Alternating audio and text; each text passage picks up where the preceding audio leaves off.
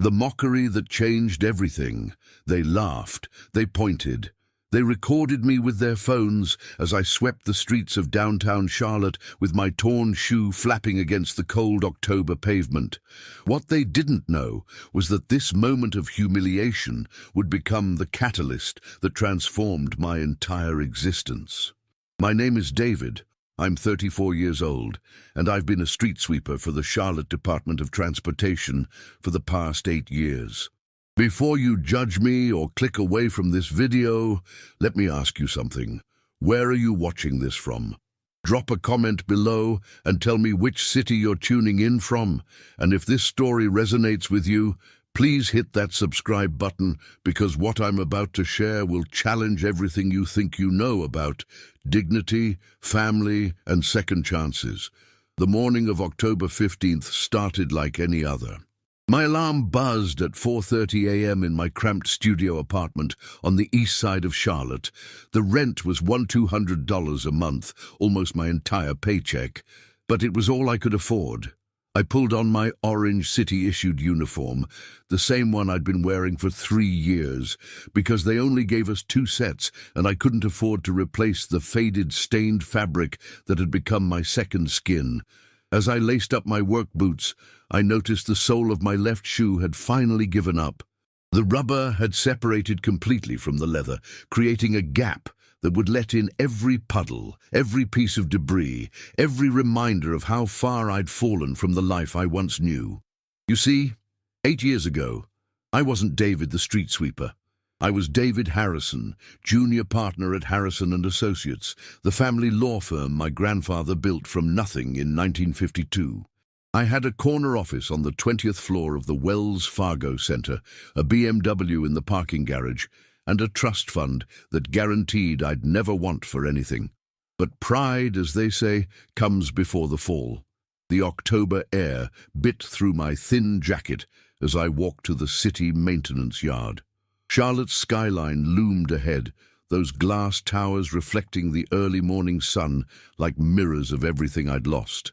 The Bank of America corporate center, where I used to have business lunches, now looked down on me like a disapproving parent. My supervisor, Marcus, handed me my route sheet with the same indifferent expression he'd worn for 8 years.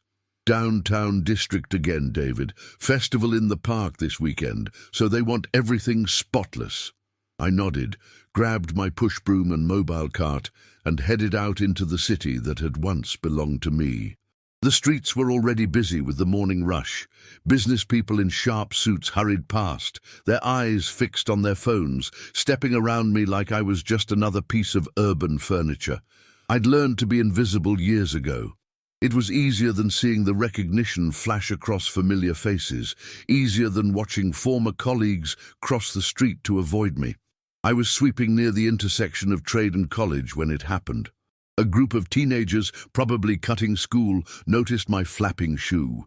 One of them, a kid with perfectly styled hair and designer sneakers that probably cost more than I made in a week, pointed and started laughing. "Yo, look at this dude. He's out here sweeping streets with his shoe falling apart." His friends joined in, pulling out their phones. I kept my head down, continued sweeping, tried to move past them, but they followed. "Hey, street sweeper man, you need some help with that shoe? Maybe some duct tape?" The laughter grew louder. Other people started stopping, watching. Some smiled, some looked uncomfortable, but no one intervened. "This is going straight to TikTok," another kid announced, holding up his phone. "Broke man sweeping streets in broken shoes." I felt the familiar burn of shame creep up my neck. For 8 years I'd endured stares, whispers, the occasional cruel comment. But something about this moment, maybe it was the way the morning light made my torn shoe look even more pathetic. Maybe it was how young these kids were, mocking someone old enough to be their father. Something broke inside me. I stopped sweeping and looked up. The kid with the phone was still recording, grinning like he'd found entertainment gold. Behind him, a small crowd had gathered. I saw business people, a few tourists, some other city workers who'd paused their own tasks to watch the show.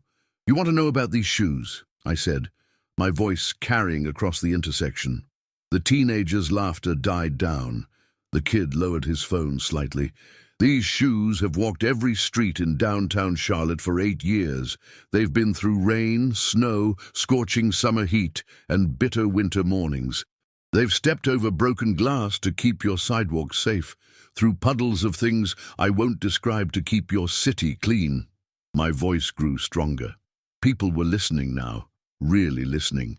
8 years ago, I wore $1,000 Italian leather shoes to work every day. I had an office that looked out over this exact corner. I had everything you think success looks like. But I also had something else. I had a family that I thought would always be there. The crowd had grown larger. Someone else was recording now, but I didn't care anymore. My grandfather built Harrison & Associates with his bare hands after coming back from World War II. My father expanded it into one of Charlotte's most respected law firms, and I threw it all away because I thought I knew better than everyone else. The crowd around me had grown to nearly 50 people. Cars were slowing down, their drivers craning their necks to see what was happening. But I was beyond caring about the spectacle I was creating. For 8 years, I'd carried this story inside me like a stone in my chest, and suddenly, standing there with my broken shoe and my push broom, I couldn't hold it in anymore. You want to know how someone goes from a corner office to sweeping streets? I continued, looking directly at the teenager who'd started recording me. It starts with a lie. Just one lie that you tell yourself is justified. I set my broom against my cart and really looked at the faces surrounding me. There were business people who'd stopped mid-stride, their coffee cups growing cold in their hands. A few construction workers had paused their commute to listen. Even some of the city employees I'd worked alongside for years were hearing my story for the first time. My father's name was William Harrison. He built our firm's reputation on integrity, on being the kind of lawyer who actually cared about justice, not just billable hours. When he died of a heart attack 5 years into my partnership, I inherited not just his position, but his legacy. A woman in a nurse's uniform shifted closer, her expression softening with sympathy. But I also inherited his biggest case, the Westmont development lawsuit. A group of low-income families were fighting to keep their neighborhood from being demolished to make way for luxury condos. My father had been representing them pro bono for 2 years, and when he died, they begged me to continue. I laughed bitterly, the sound echoing off the surrounding buildings. The developer, Pinnacle Properties, offered me $2 million to withdraw from the case. $2 million to abandon families who trusted my father, who trusted me. I told them no. I told my wife Sarah no when she suggested we could use the money to buy a bigger house. I told myself I was better than that. The teenager who'd been mocking me had lowered his phone completely now. His friends weren't laughing anymore. But Pinnacle didn't give up. They offered me something else, not money, but information. They had evidence that my father hadn't been as perfect as I thought, documents showing he'd cut corners on other cases, manipulated evidence, bribed officials. They threatened to release everything unless I dropped the Westmont case. A businessman in the crowd shook his head disapprovingly, but I couldn't tell if his disgust was directed at me or at Pinnacle Properties. So I made a choice. I falsified documents. I manufactured evidence that would make the family's case look frivolous. I convinced myself I was protecting my father's memory, protecting the firm, protecting our family name. But really, I was just protecting myself from the truth. The confession hung in the air like smoke. Some people in the crowd looked uncomfortable now, shifting their weight, checking their phones. But most stayed, drawn into the gravity of what I was sharing. It worked at first. The families lost their case. Pinnacle built their luxury condos. I kept the secret about my father's past buried. But Sarah knew something was wrong. She'd been married to me for 12 years. She could read the guilt on my face like a newspaper headline. I picked up my broom again, not to sweep, but to have something to hold on to as the hardest part of my story approached. The truth came out 6 months later. One of the displaced families, Maria Santos, couldn't afford to relocate her elderly mother to a safe neighborhood. The stress triggered Mrs. Santos's heart condition, and she died in a rundown apartment across town. Maria hired a private investigator to look into our case, and he found everything: the falsified documents, the bribes from Pinnacle, all of it. A woman near the back of the crowd gasped audibly. The North Carolina State Bar revoked my license. The local news ran the story for weeks. Prominent Charlotte lawyer falsifies evidence, causes grandmother's death. That was the headline that destroyed everything I had left. I looked around at the faces surrounding me, some sympathetic, some shocked, some still skeptical. Sarah left me 3 days after the story broke. She took our daughter Emma and moved back to her mother's house in Raleigh. Emma was only 6 years old then. She's 14 now, and she hasn't spoken to me in 8 years. The businessman who'd shaken his head earlier stepped closer. "What happened to your family's firm?" "Gone," I said simply. Sarah's divorce lawyer took everything. The house, the cars, most of my savings. The wrongful death lawsuit from Maria Santos took the rest. The firm had to close because no one would hire a Harrison anymore. My cousins who worked there lost their jobs because of what I did. I started pushing my cart forward, and surprisingly, the crowd moved with me, like I was leading some kind of bizarre parade down Trade Street. So I ended up here, sweeping the streets of the city where I used to practice law. At first, I told myself it was temporary. I'd find another job, maybe move to another state, start over. But nobody wants to hire a disbarred lawyer with a criminal record, and eventually I realized something. I stopped walking and faced the crowd again. I realized I deserved this. Every morning at 4:30 a.m., every torn shoe, every person who looks through me like I'm invisible, it's exactly what I earned. Because 8 years ago, I made a choice that cost Maria Santos her grandmother, cost my daughter her father, cost families their homes. The teenager who'd started this whole scene stepped forward. Up close, I could see he was probably only 16 or 17, still young enough to believe the world was divided into simple categories of winners and losers. "Man," he said quietly, "I'm sorry for laughing. I didn't know. You couldn't have known," I replied. "But that's exactly the point. Every person you see on these streets, every janitor, every street sweeper, every person doing a job you think is beneath you, they all have a story. They all had dreams. Some of them made terrible mistakes like I did. Some of them just had terrible luck. But all of them are human beings who deserve dignity." I could feel the crowd's energy shifting. The initial entertainment value of watching someone get mocked had transformed into something deeper, more uncomfortable, but more real. My daughter Emma turns 15 next month. I send her a birthday card every year, but she returns them unopened. Sarah remarried a good man named Robert who teaches high school math. He's been more of a father to Emma than I ever was. They live in a beautiful house with a big backyard and a golden retriever named Max. The words came out easier now, like a dam that had finally burst. I'd know all this because I drive to Raleigh every few months and park outside their house just to see Emma for a few minutes when she comes home from school. She looks more like her mother every year. Same blonde hair, same stubborn chin. She plays soccer and violin, and she got accepted into some advanced program for kids who are good at math and science. A woman in the crowd wiped her eyes with a tissue. I'm proud of her.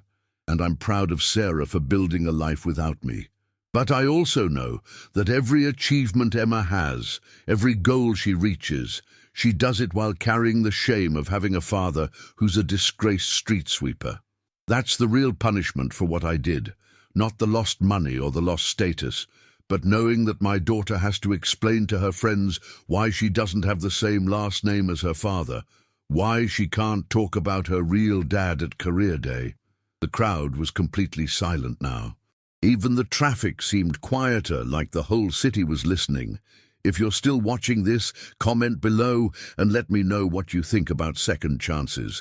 Do you believe people can truly change, or are some mistakes too big to overcome? Your thoughts might help me figure out what comes next in this story. What happened next changed everything, though not in the way you might expect. The video of my confession went viral within hours. By the end of that day, it had been shared across every social media platform, viewed millions of times, and picked up by local news stations. But unlike most viral videos that disappear after a few days of internet fame, mine kept growing. The teenager who'd originally mocked me, whose name I learned was Tyler, had posted the full 20-minute video on his TikTok account with the caption, "I thought I was going to make fun of this street sweeper, but ended up learning about life." This man's story changed how I see everyone. Within a week, I was getting interview requests from news stations across the country. The Charlotte Observer ran a front-page story titled, "From Disgrace to Dignity, A Lawyer's Fall and Rise." But the most unexpected response came from someone I never thought I'd hear from again, Maria Santos. She found me through the news coverage and asked to meet. I was terrified. This was the woman whose grandmother had died because of my actions, the woman whose lawsuit had taken everything I owned. I expected anger, maybe even violence. Instead, she brought something I hadn't experienced in 8 years: forgiveness. We met at a small cafe in the neighborhood where her grandmother used to live, the same area that Pinnacle Properties had demolished for their luxury condos. Maria was in her 40s now, with graying hair and tired eyes that held more wisdom than bitterness. "I've been watching your video every day this week," she said, stirring sugar into her coffee with deliberate slowness. "My daughter, she's 15 now, she showed it to me first. She said, 'Mom, isn't this the lawyer from when Abuela died?' I couldn't meet her eyes. 'Maria, I know there's nothing I can say.'" "You're right," she interrupted. "There's nothing you can say that will bring my grandmother back. Nothing that will give me back those years I spent angry, bitter, fighting a system that was rigged against us from the start." The silence stretched between us like a canyon. "But there's something you can do," she continued. "You can help me finish what we started 8 years ago." I looked up, confused. "Pinnacle Properties is at it again. They're trying to demolish the Eastland neighborhood now, another low-income community, more families who can't afford to fight back. But this time, I have something I didn't have before. I have a story that went viral, and I have a man who knows exactly how Pinnacle operates." She leaned forward, her eyes intense with purpose. "I can't practice law anymore, Maria. They revoked my license." "You don't need to practice law, you need to teach. You need to show other lawyers, other families, other communities how to fight back against companies like Pinnacle. You know their tactics better than anyone because you used them." Over the next hour, Maria laid out her plan. She'd spent 8 years building a non-profit organization called the Community Justice Project, helping low-income families navigate legal challenges. They had volunteer lawyers, but they needed someone who understood corporate manipulation from the inside. "I can't pay you much," she admitted. "Maybe $30,000 a year to start, plus benefits. It's not lawyer money, but it's more than street-sweeping money." The offer was tempting, but I had to be honest. "Maria, why would you want to work with me? After everything I did to you and your family?" She was quiet for a long moment, staring out the cafe window at the street where her grandmother used to live. "Because 8 years ago, you were a man who made a terrible choice to protect himself and his reputation. But today, you're a man who stood on a street corner and told the truth, even though it humiliated you. That's the kind of person I need on my team." She pulled out a business card and slid it across the table. "Think about it. Call me when you're ready to stop punishing yourself and start helping other people." That night, I sat in my studio apartment, holding Maria's business card and staring at my phone. I had 17 missed calls from my ex-wife, Sarah, 17 calls in 8 years of silence.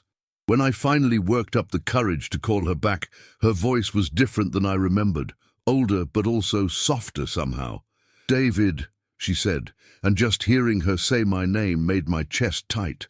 "I saw the video. Emma saw it too." "Sarah, I'm sorry. I know this probably embarrasses you and Emma." "Stop," she said firmly. For once in your life, just stop talking and listen. I closed my mouth. Emma wants to see you. The words hit me like a physical blow. What? She's been asking questions about you for months. Robert and I have always told her the truth about what happened. But we've also told her that people can change, that mistakes don't define someone forever. When she saw your video, she said, "Mom, I think Dad might be ready to be my father now." I started crying then, ugly sobs that came from someplace deep inside me that I'd kept locked away for 8 years. "She wants to meet you at the park where we used to take her when she was little," Sarah continued. "Reedy Creek Park in Raleigh, this Saturday at 2 p.m. David, don't mess this up. She's giving you one chance." Saturday came faster than I wanted, and slower than I could stand. I drove to Raleigh in my 2003 Honda Civic, the same car I'd been driving since I lost everything else. My hands were shaking as I parked near the playground. I saw her before she saw me. 14 years old, tall like her mother, but with my dark hair and my stubborn chin. She was sitting on the same swing set where I used to push her when she was 3 years old, her legs too long for the child-sized seat. "Hi, Dad." The word "Dad" nearly broke me all over again. "Hi, Emma. You're so tall. You look so much like your mom." "I know. Everyone says that." She looked at me carefully, taking in my clean but worn clothes, my weathered hands, the lines around my eyes that hadn't been there 8 years ago. "You look older." "I feel older." We walked around the park together, both of us nervous, both of us trying to figure out how to talk to each other after 8 years of silence. "Mom says you might get a new job," she said eventually. "Maybe. There's a woman, Maria Santos, who wants me to help families fight against big companies that try to take advantage of them." Emma stopped walking. "Santos? Isn't that the name of the family from your case? The one that—" "Yes. The grandmother who died was Maria's grandmother." Emma stared at me with an expression I couldn't read. "And she wants to work with you? She says she forgives me. I'm not sure I deserve it, but she says forgiveness isn't about what I deserve." We sat down on a bench overlooking the duck pond. Emma was quiet for a long time, watching the water ripple in the afternoon breeze. "I used to hate you," she said finally. The words stung, but I was grateful for her honesty. "I hated you for leaving us, for embarrassing us, for making me ashamed to tell people my last name. I hated you for missing my soccer games and my school concerts and my 13th birthday." "Emma, but I don't hate you anymore," she continued. "When I watched your video, I realized something. You weren't just a bad person who did bad things. You were a person who made a bad choice and then spent 8 years punishing yourself for it." She turned to look at me directly, and her eyes were so much older than 14. "Robert's a good stepdad. He comes to my games and helps me with homework and never makes me feel like I'm not his real daughter. But he's not you. And even though you hurt us, even though you made terrible mistakes, you're still my dad." I reached for her hand, and she let me take it. "I want to try again," she said. "Not like before. I'm not 6 years old anymore, and you can't just come back and pretend the last 8 years didn't happen. But maybe we can build something new. Maybe we can figure out how to be father and daughter again." 3 months later, I was sitting in the Community Justice Project office, reviewing case files and preparing families for their fights against predatory developers. Maria had been right. My knowledge of corporate tactics was invaluable, but more importantly, my story gave hope to families who felt powerless against the system. Emma visited me every other weekend. We were still figuring each other out, still building trust, but we were building something real. She even brought some of her friends to the office once, introducing me as my dad, who helps families fight for their homes. The viral video that had started as a moment of humiliation had become something else entirely, a bridge between my past and my future, a way to transform my worst mistake into something that could help other people. But the most unexpected change came from Tyler, the teenager who'd originally mocked me. He started volunteering at the Community Justice Project, helping us create social media campaigns to raise awareness about housing rights. He told me once that my story had taught him that dignity isn't about what you do for work or how much money you make. It's about how you treat other people and how you respond when life knocks you down. Besides, he said with a grin, that video got me into college. I wrote my admissions essay about the day I learned not to judge people by their shoes. As I write this story, it's been a year since that October morning when I stood on Trade Street and told the truth about my life. I still drive past Emma's house sometimes, but now it's to pick her up for dinner, not to spy on her from a distance. Sarah and I will never be married again, but we've found a way to co-parent that puts Emma's needs first. And Maria? She's become not just my boss, but one of my closest friends. She taught me that redemption isn't about erasing your mistakes. It's about using them to help other people avoid making the same ones.